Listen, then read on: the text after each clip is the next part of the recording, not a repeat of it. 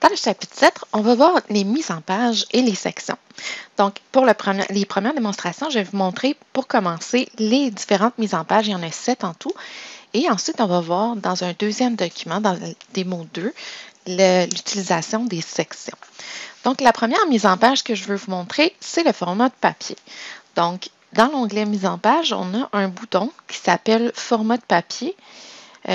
Ici, taille du papier, donc taille, et normalement, on a le format lettre, là, qui est le format standard qu'on utilise un peu partout et qui est disponible au collège également pour faire des impressions. Un autre format qui est souvent utilisé, c'est le format légal qui est un peu plus long que le format lettre. Donc, ça peut être une autre taille de papier qui peut être disponible. Et sinon, évidemment, il y a toutes sortes d'autres papiers là, qui peuvent être achetés donc, dans les magasins de papeterie. Donc, si jamais vous avez besoin de changer la taille de votre papier, c'est ici que c'est possible de le faire. Deuxième mise en page, c'est l'orientation. Donc, l'orientation, on a deux types d'orientation. On a l'orientation portrait, qui est la feuille plus debout, et l'orientation paysage, qui est la feuille couchée. Donc, évidemment, ça va être plus large que haut.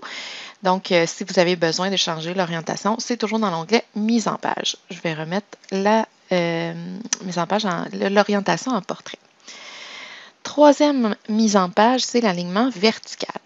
Pour l'alignement vertical normal, habituellement, c'est que c'est toujours aligné vers le haut de la page et au fur et à mesure qu'on écrit, le texte défile vers le bas. Mais c'est possible de changer ça. Donc, dans l'onglet « Mise en page », on lance la boîte de dialogue du groupe d'options « Mise en page ». On peut également aussi double-cliquer dans la portion grise de la règle pour ouvrir la boîte de dialogue « Mise en page ». Et si on va dans l'onglet « Mise en page », on a au centre de la boîte « Alignement vertical ». En ce moment, c'est haut et c'est l'alignement par défaut. Mais si on veut, on peut changer pour un alignement centré. Donc, plutôt que d'être ni en bas ni en haut, donc plutôt que d'être en haut, l'alignement va être centré. Et au fur et à mesure que je vais écrire, mon texte va donc, prendre l'espace vers le haut et vers le bas là, de façon proportionnelle. Il y a aussi l'orientation bas qui permet d'aligner le texte vers le bas. Et si j'ajoute du texte sur ma page, le texte va défiler vers le haut. Évidemment, une page remplie de texte, on ne verra pas la différence pour ce qui est de l'alignement. C'est quand le texte ne remplit pas la page au complet que là, on a un impact sur l'alignement. Et l'alignement que je veux vous montrer aujourd'hui, qui est la plus importante parce qu'on va venir à faire une page titre aujourd'hui, et la bonne façon de le faire, c'est l'alignement justifié. Donc, dans alignement vertical, je vais choisir l'alignement justifié. Ce que ça permet, c'est de répartir tous les paragraphes de texte du haut au bas de la feuille, donc de la marge du haut à la marge du bas. Et là, évidemment, si on a le texte d'une page titre, et si je viens le centrer, par exemple, déjà, on se rapproche de plus en plus d'une page titre là, qu'on pourrait accompagner notre travail. Et là, vous voyez, entre chaque paragraphe, on a un grand espace. Donc, l'espace est égal entre tous les paragraphes avec l'alignement justifié. Si jamais vous voulez mettre des paragraphes ensemble, il faudra forcer le saut de ligne entre les paragraphes plutôt que de faire un alignement, plutôt que de faire un entrée, il faudrait faire un majuscule entrée. Donc, par exemple, le nom du cours complet avec le numéro du cours, je voudrais que ça revienne ensemble. Donc, je vais ramener, en effaçant donc les sauts de paragraphe, je vais ramener ensemble, puis je vais faire majuscule entrée. Et là, ça va éviter qu'il y ait de l'espace entre les éléments. Donc, je fais la même chose pour le groupe. Titre du travail, sous-titre du travail, là, je vais supprimer la marque de paragraphe pour remplacer par un saut de ligne forcé. Travail présenté à, et là, vous mettez le nom de votre enseignant. Et on termine avec le département de l'enseignant, Collège Lionel Groulx et la date de remise de votre travail. Donc, on s'approche vraiment d'une page titre, là, et c'est la bonne façon de faire, donc avec l'alignement vertical justifié pour que les blocs de texte s'alignent et se répartissent sur la page, c'est-à-dire puis on fait des majuscules entrées entre les lignes qu'on veut conserver ensemble.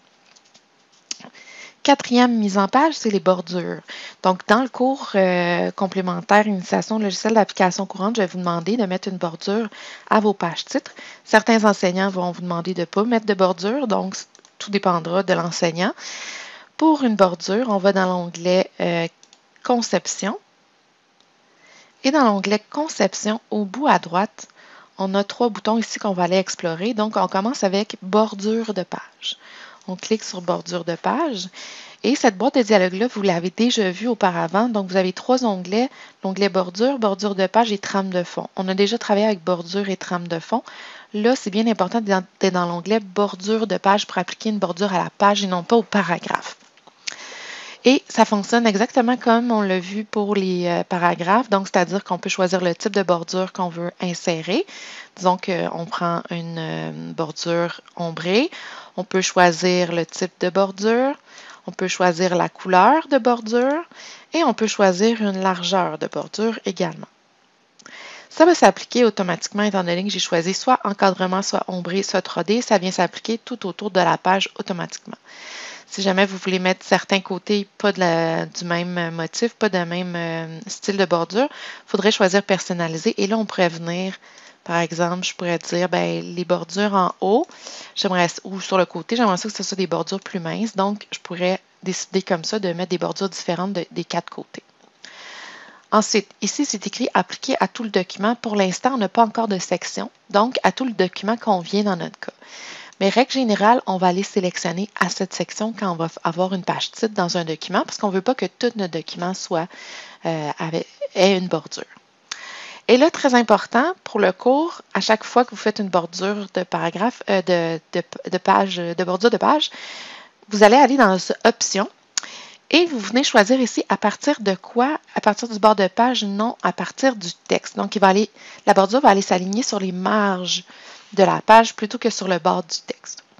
On demande d'éviter d'entourer l'entête et le pied de page. Évidemment, dans une page titre, on n'a normalement pas d'entête et de pied de page, mais au cas où, par erreur, on insère un entête ou un pied de page, on demande que ce ne soit pas entouré, sinon la bordure va venir très très près du bord de la feuille. Ça ne s'imprimera pas bien, puis ça va être un peu étrange sur la page. Et dans marge, on va mettre 10 points partout. Donc, on met 10, 10, 10, 10. C'est la première option, il faut vraiment venir choisir texte pour commencer. Ensuite, on peut choisir les marges, puis ensuite, on peut aller désactiver les boîtes. On clique sur OK, on clique sur OK, et on aura notre bordure de page. Maintenant, dans l'onglet Conception, on a aussi couleur de page, donc c'est l'arrière-plan. Et l'arrière-plan s'applique à tout le document. Donc, ce n'est pas possible de l'appliquer à une seule page, mais sachez que ça ne s'imprime pas par défaut. C'est sûr qu'on pourrait aller dans les options de Word, demander à ce que l'arrière-plan s'imprime, mais ce n'est pas le cas. Par défaut, ça ne s'imprime pas. Donc, vous pouvez choisir une couleur de fond de page, par exemple, pour votre document, qui va apparaître, comme je l'ai choisi ici, toute bleue partout, dans toutes les pages. Vous pouvez aussi aller choisir aucune couleur si vous voulez l'enlever. Vous pouvez aller choisir autre couleur pour aller dans une palette qui a plus de choix. Et vous pouvez aussi aller dans Effet de remplissage si vous voulez pouvoir appliquer autre chose qu'une couleur unie. Donc, vous avez le choix avec des dégradés. Vous avez aussi la possibilité de choisir des textures, des motifs. Faites attention à la couleur choisie pour les motifs parce que ça devient difficile de lire le texte quand il y a des motifs qui sont très foncés. Ça peut être aussi dérangeant aussi à la lecture. Et vous pouvez aussi mettre une image. Mais n'oubliez pas que cette image-là ne s'imprimera pas. Donc, c'est les possibilités pour les arrière-plans qui ne s'impriment pas. Je pourrais vous montrer avec une image. Si vous voulez, je peux choisir une image dans Bing.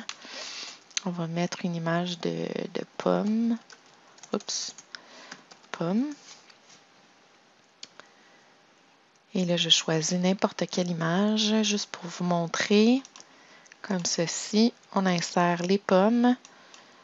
Et voilà, ça s'insère comme ça. On n'a pas beaucoup de contrôle sur ce que ça a l'air quand on imprime dans Images. Il n'y a pas beaucoup d'options, donc ça donne un peu ce que ça donne, puis on est un peu coincé avec ça. Mais n'oubliez pas que ça, si je passe en aperçu avant impression, vous voyez, je ne la vois pas du tout parce que ça ne s'imprime pas du tout non plus.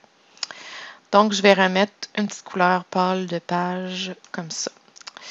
OK. Sixième mise en page, c'est le filigrane. Donc, le filigrane, lui, s'imprime. Vous avez probablement déjà vu un document sur lequel, en grisé, en arrière-plan, vous voyez un mot comme document de travail ou brouillon ou confidentiel. Donc, c'est un filigrane qu'on peut insérer sur notre document. Donc, vous en avez par défaut qui sont déjà là. Peut-être que vous en avez moins, peut-être que vous en avez plus. Ça dépend de l'installation que vous avez réalisée sur votre poste de travail. Donc, vous pouvez en choisir un qui est déjà là. Par exemple, je choisis brouillon et là, je vais voir sur mon document le mot brouillon qui va apparaître sur toutes les pages. Si vous voulez avoir le choix, vous pouvez aller dans filigrane personnalisé.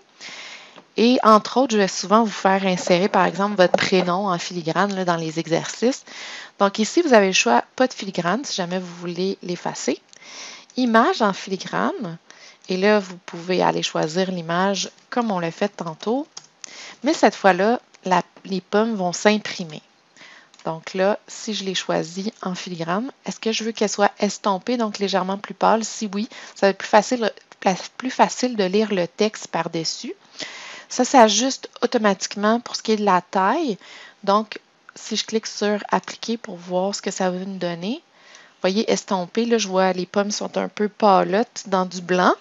Si je demande à ce qu'elles ne soient pas estompées, bien là, on va voir, on le voit un peu estompé quand même, mais pas à l'impression. Regardez si je vais en apercevoir impression. Vous voyez, les pommes vont apparaître comme ça à 100% de couleur. Si je demande à ce que ça soit estompé, je vais vous montrer en aperçu impression. Donc, l'estompage est appliqué. Je vais en aperçu. Bien là, je vais voir que les pommes sont plus pâles. Donc, on peut mettre un logo, on peut mettre toutes sortes d'images donc à l'arrière de notre document. Je retourne dans filigrane personnalisé. On peut aussi mettre du texte et c'est ici qu'on va venir pouvoir contrôler qu'est-ce qu'on écrit comme texte. Donc, comme je le disais, par exemple, à l'examen, je vais vous demander de mettre votre prénom. Donc, vous allez mettre votre prénom. Vous pouvez choisir la police, vous pouvez choisir la taille, mais je vous conseille de laisser à automatique. Comme ça, si vous avez un long prénom ou un court prénom, il va s'adapter en fonction de la taille du texte que vous avez écrit. Pour ce qui est de la couleur, c'est la couleur qui est utilisée habituellement, donc une espèce de gris et c'est translucide.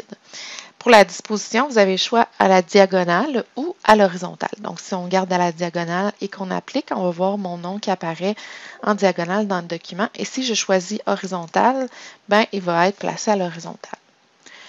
Une fois que vous avez terminé, vous cliquez tout simplement sur Fermer et puis votre filigrane va s'appliquer normalement sur l'ensemble de vos pages.